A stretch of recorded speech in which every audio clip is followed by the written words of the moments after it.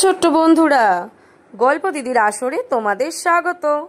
আজকে শোনাবো মিথ্যেবাদী রাখালের গল্প। এক গ্রামে এক রাখাল ভেড়া চড়াতো। সে প্রায়ই মজা করার জন্য গ্রামবাসীদের বোকা বানাতো। সে চিৎকার করে বলতো, বাঁচাও বাঁচাও, কে আছো, নেকড়ে এসেছে। গ্রামবাসীরা সবাই মিলে ছুটে আসতো, কিন্তু নেকড়ে কোথাও থাকতো না। সবাই রাগ করে বলতো, বারবার মিথ্যা কথা বলিস না। কিন্তু কিছুদিন পর সত্যিই একদিন নেকড়ে এলো, আর রাখাল চিৎকার করলো, বাঁচাও বাঁচাও, নেকড়ে এসেছে নেকড়ে এসেছে। কিন্তু এবার কেউ তার কথা বিশ্বাস করলো না। অবশেষে নেকড়ে এসে ভেড়াগুলোকে খেয়ে ফেললো। তাহলে নীতি কথা কি হলো বন্ধুরা?